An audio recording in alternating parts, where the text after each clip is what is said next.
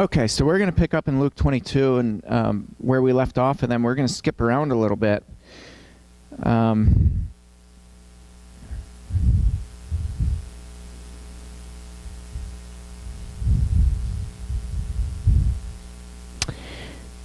We had stopped with verse 53 last week when Jesus said, "This is your hour and the power of darkness." I think the NIV translates that something like, this is your hour and darkness will prevail, or darkness reigns, something like that. When darkness reigns. Okay. This is Luke 22 verse 53. So I think a couple of things are interesting and noteworthy before we move into verse 54 and read that section of Peter's denial. One is that Jesus acknowledges that this is their hour. This is the hour that Satan really comes in, and it's just a dark, dark moment. But Jesus isn't just speaking metaphorically here. As we know, it literally was dark for several hours. And, you know, I think, I really think there are a couple ways that we can look at that. One is that God allowed darkness or created the darkness in that moment. Certainly there are times when God messes with the laws of the land and creates shadows to go backwards, and God creates darkness sometimes. God makes the sun stand still sometimes, and God messes with his own unchanging laws because he can. So in this passage, or in this scenario, when darkness overtakes Jesus when he's on the cross, you could look at it one of two ways, and I don't really know what the right answer is, but you could say either God created that darkness or God allowed that darkness, or you could say the flip side of that is that there was so much evil in that moment that still God would have allowed it. But when Jesus says this, he's being quite literal. This is your hour when darkness reigns. And then darkness followed. I think it's very possible that, and probably more possible, that there was just so much evil that Jesus was taking on in that moment that God literally just allowed Satan to basically to reign, like Jesus says. The power of darkness. Darkness is incredibly powerful, and anybody who's really met somebody who's gripped by darkness, you actually feel darkness. And I'm talking, somebody walks by you, I've talked about this before, but somebody walks by you and it's more than just a gut feeling. You actually feel a coldness as that person walks by. You actually have hair stand up on your body, and you might not even know why. And some people, have you ever looked into somebody and gotten emptiness back? I mean, it's chilling, absolutely chilling. And to me, that's something it's supernatural, that can't be explained by science. You can't come back and say, well, it's just that some people have different shades of eye color and blah blah blah blah blah. I think the only plausible explanation for me is that there are some people who are just so gripped by darkness that they're just that evil.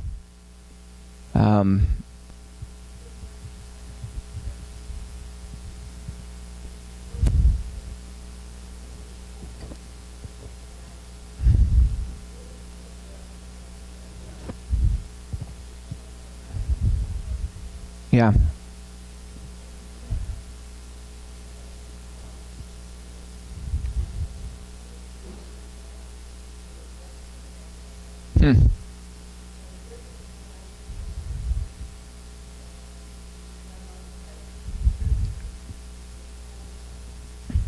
Yeah.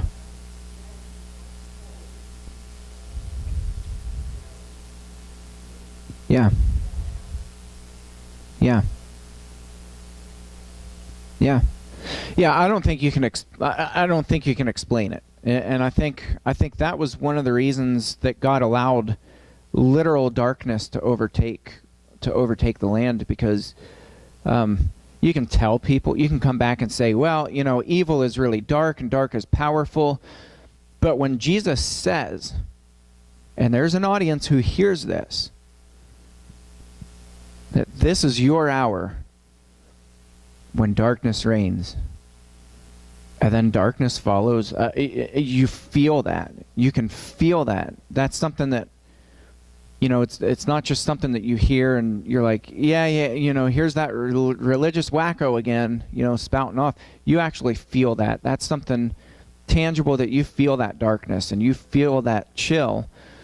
And I think it's interesting, shortly after, you have people who are full on board for persecuting Jesus, and he's this religious nut that needs to be stopped and killed, and they're trembling. You have the guards at the tomb who are trembling. Why would they tremble? If they hadn't experienced this, seeing an angel, I don't think would be that terrifying. For some people, I think some people are that calloused. I really do.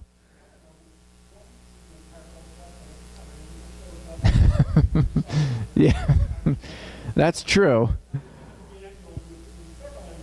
Yeah. Yeah. That is true. I would love to see an angel. I really would. Yeah, that's right. All right, we're going to move on. Verse 54. We're going to read this section and then we're going to skip ahead. Peter denies Jesus. Verse 54 of Luke 22. Then they seized him and led him away, bringing him into the high priest's house, and Peter was following at a distance. Now remember, just moments before, Peter's sword is out. Peter's whacking the ear off of this soldier, and now he's all of a sudden following at a distance. What do you think is going on?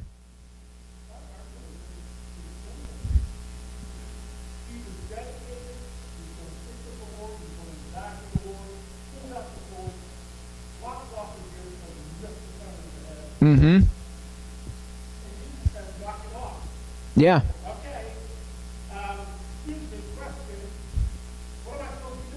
Yeah. Yeah.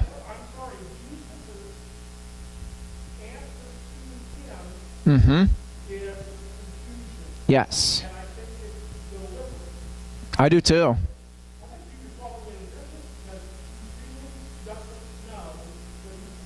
Mm-hmm. Yeah. Yeah. Yeah.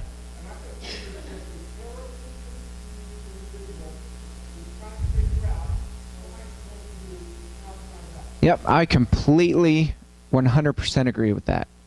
And I mean, I don't hear people talking about this. You hear people talking about Peter's denial and, for shame, for shame. And I think even, I've preached about this here. I think Thomas even gets a really bad rap. He wasn't the only one who doubted. They all doubted. Every single one of them. Right. That's right. Yeah. Yeah. Yeah. Yeah, that's right. Yeah, no, I think you're exactly right. I think Peter, having drawn the sword, having attempted to kill the guy, and I don't think he intended to maim him. I agree with you there, too. Excuse me. Yeah, I don't think Peter would risk pulling his sword out and just maiming the guy. I think Peter was out for blood. Peter was trying to kill him. Oh, absolutely. And I absolutely believe Peter when Peter said, "I will die with you." I think that was an absolute demonstration that Peter was putting his money where his mouth was. Peter was literally willing to die for and with Jesus, and he demonstrated that. And so I think you're exactly right. When Jesus told him to put away the sword, what in the world do I do then? And Peter had to be thinking that. What do I do? What do you want me to do, Lord? You tell us, and right, Jesus has been telling them his whole ministry throughout all of Luke. The whole central message in the Gospel of Luke is what? Deny yourself, take up your cross daily, be willing to die, and follow me. Yeah, not today. Yeah, I mean, Peter's doing exactly what Jesus has been preaching, to his credit. I mean, really to his credit. Peter's been doing everything that Jesus has been asking people to do. And Jesus tells him, put away the sword. And you're right. Okay, then what? Put away your sword. He intentionally doesn't give him an answer. So Peter's following at a distance. And when they had kindled a fire in the middle of the courtyard and sat down together, Peter sat down among them. Then a servant girl, seeing him as he sat in the light and looking closely at him. Now that's interesting, and I love Luke because, again, you know my love for Luke and his little one-liners. Luke just constantly gives these one-liners that just makes you stop. And I mean, if we really process Luke's gospel, he says all these things that just make us stop and think, wow. I mean, this girl, she's looking closely at him. It's not like she kind of noticed off in a distance. Like, she's drawing attention to Peter. All right? Peter's there. Peter does not want attention drawn to him, and she's looking closely. And I kind of envision, it's dark, and Peter's kind of building this scene up. It's dark. There's a fire. There's just the light kind of bouncing off of the fire, so it's not much light at all. And so this girl can't get a good look. And then she walks over, and she's really studying Peter. And you get this eerie feeling that she's really checking Peter out. And then she speaks up. She says, "This man also was with him." Now question, what would Jesus do? What would you do? What would you do in that moment? You just attempted to kill a Roman soldier. Oops. That's true. Jewish soldier. You just really offended the high priest. Jesus is at the high priest's house. You're also at the high priest's house. You're following at a distance. Jesus tells you to put the sword away. And then a girl out of nowhere says, "This guy was with him." And now all eyes are on you, and they're not nice eyes. What do? Right? It's easy for us to say, well, I would have, I would never deny Jesus, right? Like, it's amazing how cocky Christians get in the comfort of their air-conditioned church buildings, right? When there's no persecution, nobody's bugging us. Like, we complain about the laws here, but nobody's bugging us, really. Nobody bugs us. So from the comfort of our padded seats and air-conditioned church building, we can say, well, I would never deny Jesus. Put yourself in Peter's shoes. In that moment, in that scenario, now all eyes are on you. And yeah, that's right.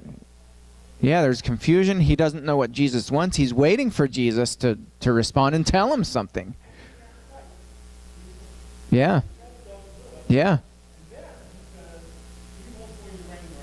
Yeah. You're right. And I find it commendable that Peter's even here. You know, Peter's still following Jesus. My question, another question, where are the other disciples? You know, because in Mark's account, in the garden scene, now Mark's account is very short. Mark is always to the point. In Mark's account, there's one verse where there's one person with Jesus in the garden, besides for the people, the arresting people. There's one person because all the disciples have fled, Peter included, according to Mark's gospel. All the disciples have fled except for one person, and I preached a whole sermon on this one verse. And the guy is grabbed. They try to pull him along, and the guy escapes, and they rip his clothes off in the process, and the guy flees naked. Right? He was the only follower of Jesus who was left in the garden, and all the others have left. To Peter's credit, and Peter was one of them, Peter ran off with all the other disciples. Peter circles back, and we only find Peter. Now, were there other disciples there? Maybe, but I doubt it. I don't think. I think Peter was it. I think Peter was it in this moment. And so to Peter's credit, Peter's present. Okay, and then he says, verse 57, he denied it, saying, "Woman, I do not know him." And a little later, someone else saw him and said, "You also are one of them." But Peter said, "Man, I am not." And after an interval of about an hour, I love Luke. I love Luke. I absolutely love Luke. That's pretty precise, right? Luke loves drawing out attention in the narrative. Let me ask you something. Did that hour fly by for Peter? Was he having the time of his life? Or was that every second he could hear the tick, tick, and the guy's just sweating bullets? He's been outed twice already. Twice he's been able to draw attention away. Here's what's crazy. Peter's still there.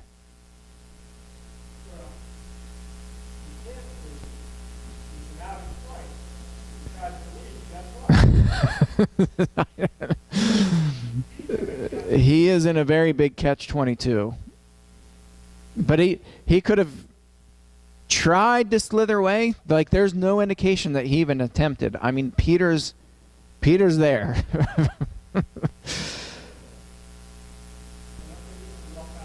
It is a rough hour. A rough hour. Immediately while he was still speaking. Oh, wait, well, let me back up. Verse 59, about an interval of an hour, still another insisted, saying, "Certainly this man also was with him, for he too is a Galilean." But Peter said, "Man, I do not know what you're talking about." And immediately while he was still speaking, I love Luke. You don't get this kind of detail with the other gospel writers. Luke consistently does this throughout his stories. He puts these little one-liners in and just with so few words gives you so much information. While he's still speaking, "Man, I don't know what you're," and the rooster starts to crow.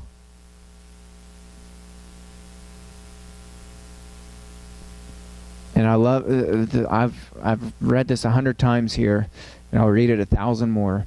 Verse 61, one of the most powerful verses in all of this narrative of the crucifixion. "And the Lord turned and looked at Peter." Now, up to this point, we don't know where Jesus is, right? We don't know, is he inside the house? Is Peter, we know Peter's outside, but we don't know where Jesus is, in all fairness, until this verse. And in this verse, we understand and we know Jesus is not only outside, he's within eyesight of Peter. Well, what do we know about the servant girl? The lighting wasn't good. She had to really study Peter and get up close and personal to be able to even see him and make out more than just a shape. Jesus is close to him. He's in very close proximity to Peter. When the rooster crows, the Lord turned and looked at Peter. And Peter remembered the saying of the Lord and how he had said to him, before the rooster crows today, you will deny me 3 times. And he went and wept bitterly. By the way, he got away. Yeah. And this scene, if you think about it and really process through it, it's powerful. This is the moment when darkness reigns. There's so much darkness, so much evil, so much pain, so much sorrow, so much confusion, so much faith, so much grief. There's all this stuff that's building up and building up and building up and building up. And keep in mind, they've been up all night. They're exhausted. Luke also recorded that they were exhausted from sorrow.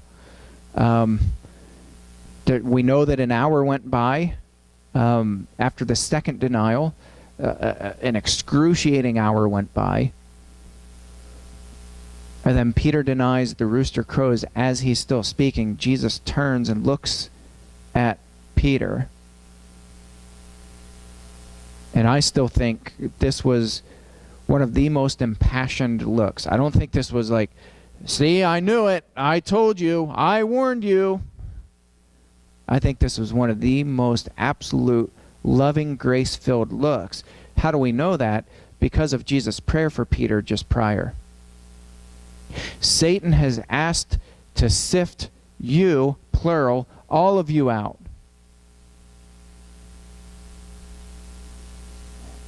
And I'm praying for you, all of you. And then he looks at Peter and he says, and after you, singular, have turned, strengthen your brothers. See, Jesus knew the outcome. And question for you, do you think in this moment when Jesus looked at him, we know that he remembered Jesus saying that Peter was going to deny him. Do you think Peter remembered the conversation that happened just moments before this, a couple hours before this, when Jesus said, Satan has asked to sift all of you out. But Peter, when you come back, I want you to go strengthen your brothers. Another question, where are Peter's brothers? They're not there. I think all of this came just crashing in, and I think now things are making sense. Interestingly, with not words, not a speech, not parables, with what? A look. Yeah. Yeah.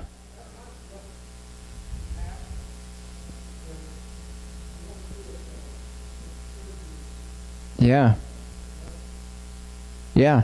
And I mean, from this moment on, you find Peter on point, on fire. Now, Peter still messes up, and we know Paul, when he wrote to Galatia, he was very public and open about Peter's screw up.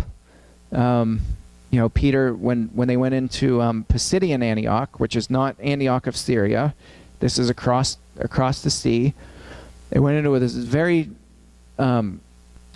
high population of Gentile people, and they get rejected by the Jewish people in Pisidian Antioch, They're chasing them out with pitchforks and knives, and they're ready to kill them. And Paul gets fed up, and he says, well, fine, you rejected this. This message, this gospel message is for you. You've rejected it, so now we're just going to turn and go to the Gentiles. That was in Pisidian Antioch. In Pisidian Antioch, Paul's ministry radically shifts to the Gentiles, which, if you know anything about Paul's upbringing as a staunch Pharisee, as they say in the South, you don't supposed to do that. Paul's doing what you don't supposed to do. It's not Paul's comfort zone. Paul's not like, it was my calling from the time I was 2 was to minister to the Gentiles. This goes against everything that Paul has been taught. And Paul opens up this ministry. Do you think that was easy for Paul to do? Not by a long shot. It took everything inside of Paul to get past himself to minister to the Gentiles. Peter comes back just a few short months later and screws it all up. Okay, so Peter messes up. And Paul confronted him about it.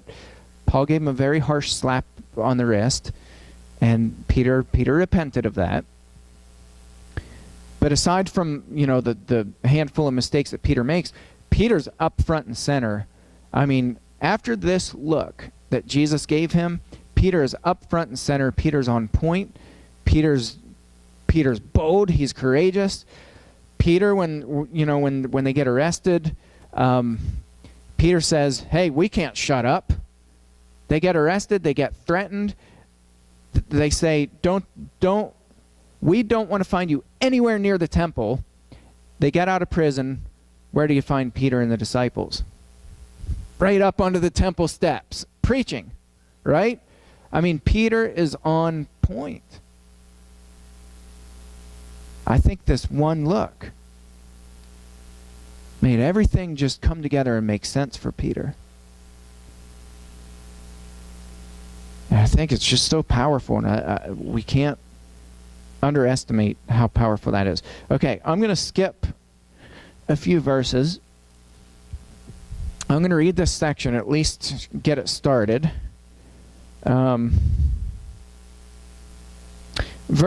Chapter 23, verse 26 through 43.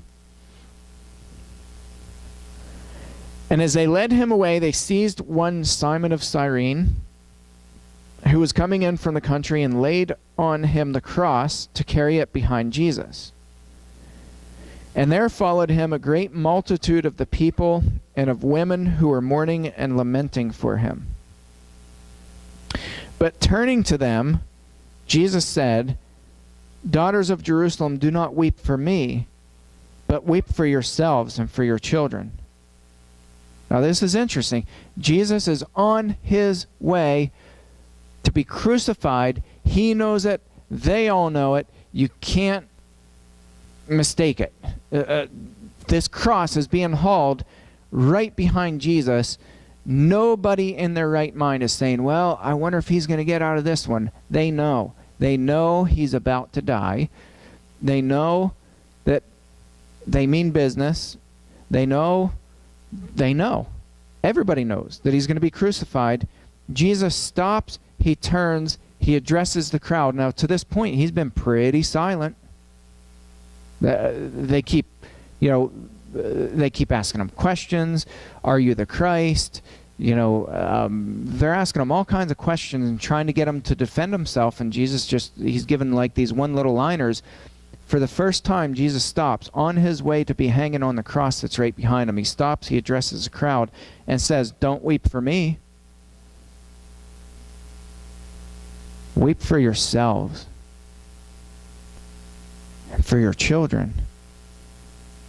For behold, the days are coming when they will say, blessed are the barren, and the wombs that never bore, and the breasts that never nursed.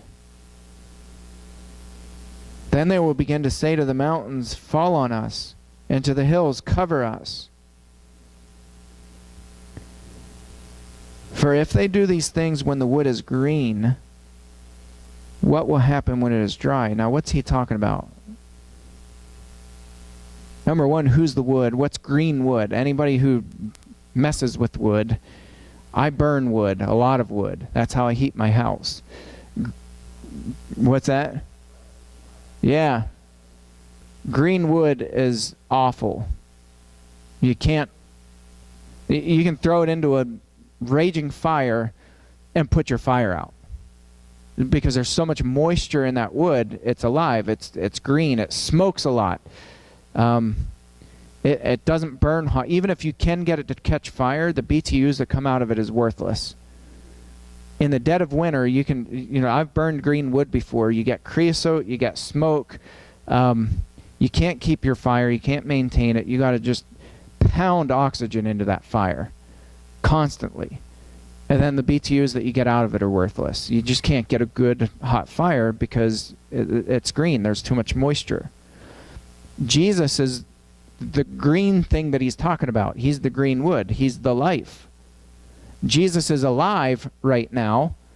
And if they're doing all this damage when he's alive, what's going to happen when he's gone? And so he says, what you see now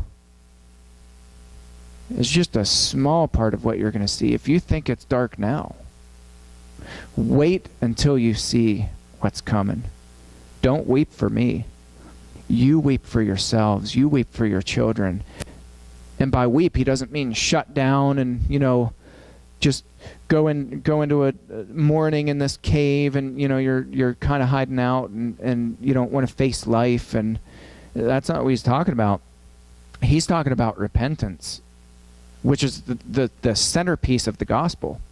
He's talking about evangelism, spreading the gospel.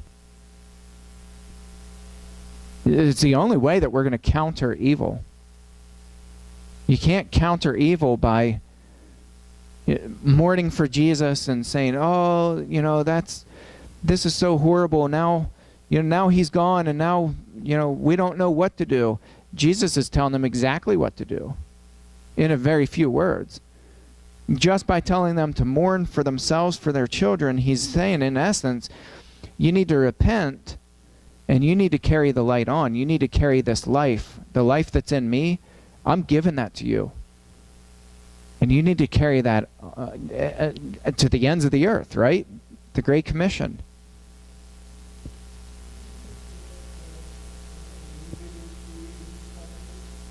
I think so. Yeah, I do. I don't know how strongly he's alluding to that, but AD 70, the destruction of Jerusalem, other places he alludes to it a lot stronger, and he uses some of the same language, with the mothers, and he's more graphic. Mothers are going to be cut open and babies taken out, and very graphic, and he's clearly alluding to AD 70. I think he is here. I don't know how strongly.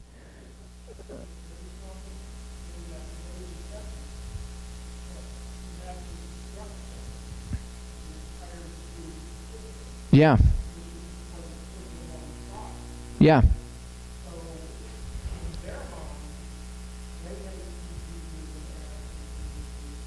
Yeah.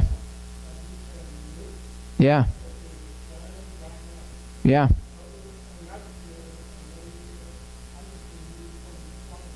Yeah. Yeah. Sure. Yeah. Yeah. It's interesting too. I'm going to end with this, but what's interesting to me is you have AD 70, which is, like you said, the complete destruction of the Jewish system as they knew it. I mean, the temple's destroyed. It's annihilated. It's never been rebuilt since. You have the temple that's wiped out. The city's just annihilated. Jewish people are just, they're distraught, and rightfully so. AD 110 is when we have the Pliny-Trajan letter. So you're talking 40 years later, Christianity was everywhere. It was so strongly rooted throughout the Roman Empire that Governor Pliny is writing Emperor Trajan, the sitting emperor in Rome, and saying, we don't know what to do. These Christians are everywhere. We can't stop them. we're trying to do everything in our power to slow this thing down, and our temples are deserted. We don't have any people in our own temples, pagan temples. And I think that's so fascinating, because we wallow in America and we're like, oh, you know, Christianity's dying out, we're doomed, and it's like all this doom and gloom stuff. They went through 80, 70, and the church just exploded. And I think we're so selfish as a people, and we're just little spoiled brats. That's my soapbox for the day.